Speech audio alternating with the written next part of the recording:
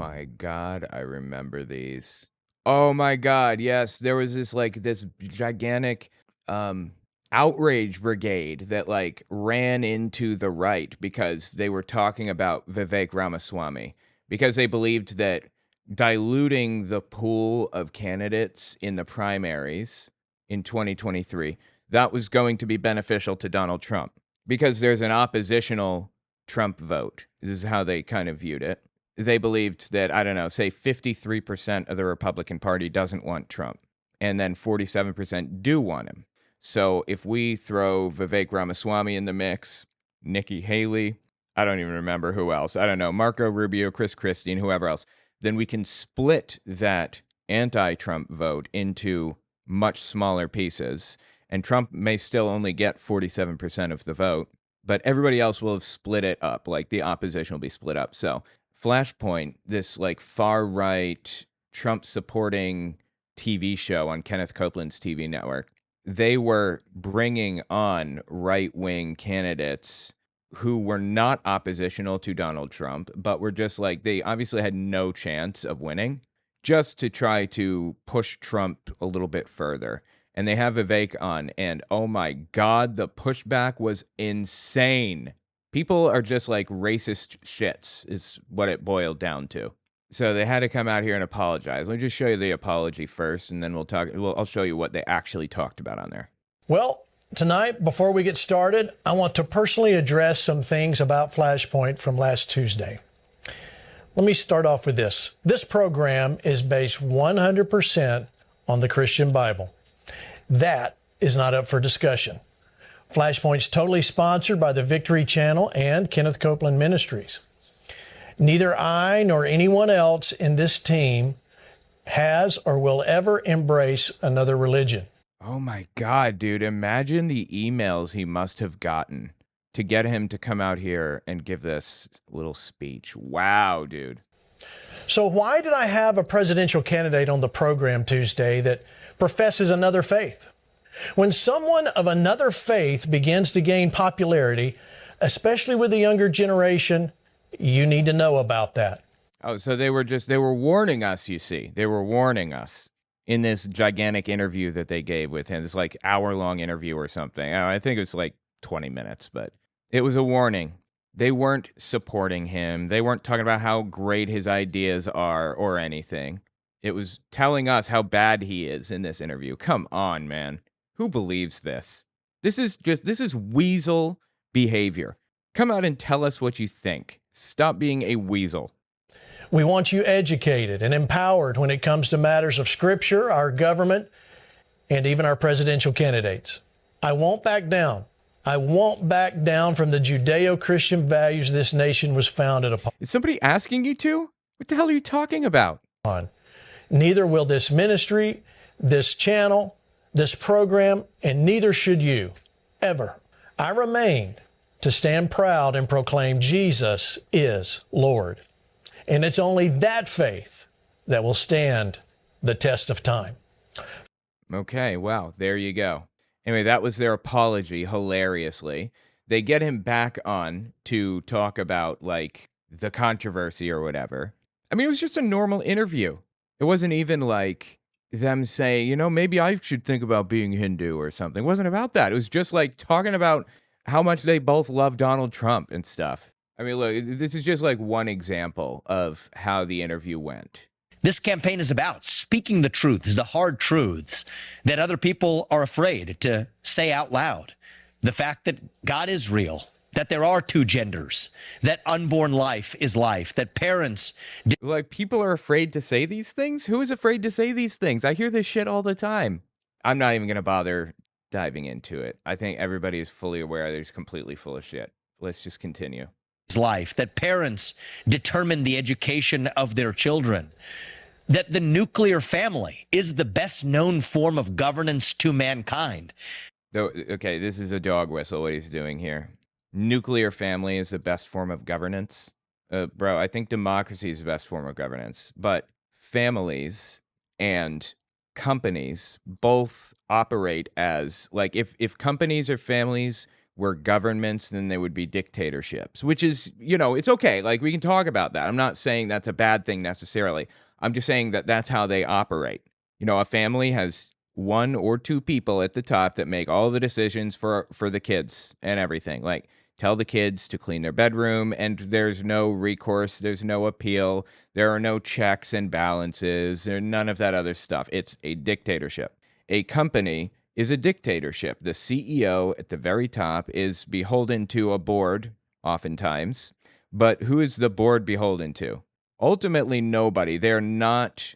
one might call it a pseudo-democracy, I suppose, but the CEO's decisions are final. And if the board doesn't like those decisions, then they have to pick somebody else to be the CEO. Or there are like companies that have presidents. They don't even have boards. The structure of a company is one of like a dictatorship, basically. A democracy is not baked into the system. The guy at the bottom who's like the janitor, he has no vote in who his bosses are. In contrast to a socialist structure for companies, which is where one might call it a democratized workplace, where democracy is baked right in. The janitors and the secretaries all vote for who their bosses are, and those bosses vote for who theirs will be, and so on, all the way up the line. Everybody votes on how much others are paid and everything. It's the exact same structure as like a 501c3 nonprofit organization. That is a socialist structure. Anyway, when Vivek Ramaswamy says this, nuclear family is the best known form of governance to mankind. He's saying that dictatorship is the best form of governance. He didn't say the nuclear family is helpful for society. He didn't say we want to encourage two-parent households or something. He said it's the best form of governance. I mean, that's pretty clear, right, to me, what he's saying here? I had the ultimate privilege. People use that word a lot these days, privilege. Uh-huh. I actually accept the accusation of saying that I had privilege. I wasn't born into money, but I had the ultimate privilege of having two parents, a mother and father in the house. Okay, now he's saying the two-parent household thing. Who had a focus on education and instilled in us a faith in God. That is the ultimate privilege. And I want to make sure not just my two sons, but every kid in this country has a chance to enjoy that same privilege too. So the point is that, like, he was just giving normal, stupid talking points from, like, the Republican Party. There's no exceptional, trend breaking, whatever. There was no, like, he's telling us that he wants to make everybody Hindu or something. It was just like a normal run-of-the-mill trashy interview where he talked about like hating, gay people and black people and stuff, the usual from these people in veiled language. And it inspired like enough pushback to warrant that massive apology at the beginning. That is wild, man. He sat down with Tucker Carlson at the time and had a conversation that I find really interesting to look back to now. You want to know what caused January 6th? There's such a temptation to say that there's one man whose name is unspeakable. We can't. No, first of all, it's QAnon. It's QAnon. It's QAnon. What, QAnon caused January 6th? You want to know what caused January 6th? Is pervasive censorship in this country in the lead up to January 6th. I'm sorry. January 6th was an attempted coup on the U.S. government where Proud Boys leaders, the leader of the Oath Keepers, and others, the leaders of Latinos for Trump, Bianca Grazia, they all met and planned a full-blown insurrection attempt. I mean, really, like, buried guns, got like gun caches nearby, and wrote memos to each other about how they were going to infiltrate the Capitol.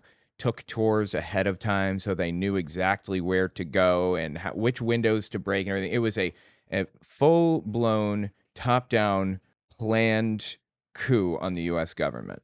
And it failed for a couple of reasons. One of which was because Mike Pence refused to break the Constitution by accepting fake electors. And another because the people that were helping congressmen get out, like the Capitol Police, I guess, they cut it pretty close, but they were doing a really, really good job at it. They moved them through like the underground tunnels and everything. And at a certain point, the rioters were within like 50 feet of the congressman or something. It was wild. Anyway, the point is that this was a full-blown insurrection attempt to get Trump to stay in power. And if you think that you're like overestimating how much of a coup attempt this was, you're not. Now, what did censorship have to do with any of this? In this country in the lead up to January 6th. You tell people in this country they cannot speak. That is Now, who said that? Who told people they can't speak? when they scream. You tell people they cannot scream. That is when they tear things down. And so Okay, he's saying, he's kind of saying what Martin Luther King Jr. said. The riot is the voice of the unheard or something to that effect.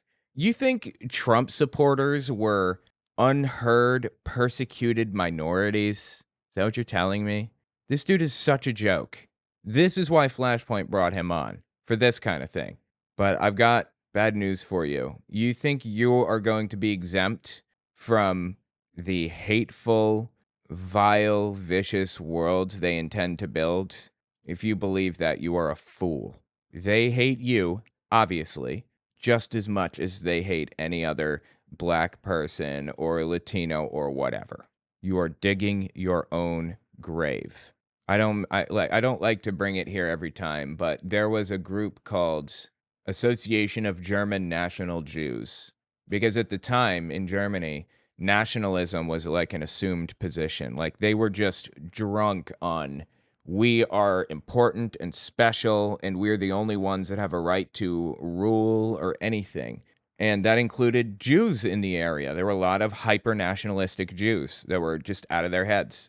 So when all that stuff started coming up about hating Jews and believing that they were evil and all this other stuff, a lot of Jews were like, yeah, those guys are bad, not realizing that they were included in that category. Or just rejecting that label for themselves. And the group was finally disbanded in 1935, 2 years or so after Hitler took power. 35 is when things really cracked down heavily, even more than they were previously. Anyway, this guy is in the Association of German National Jews, effectively. He won't be exempted when it comes for him. Tell me what you think about it in the comments. It's just sad, man.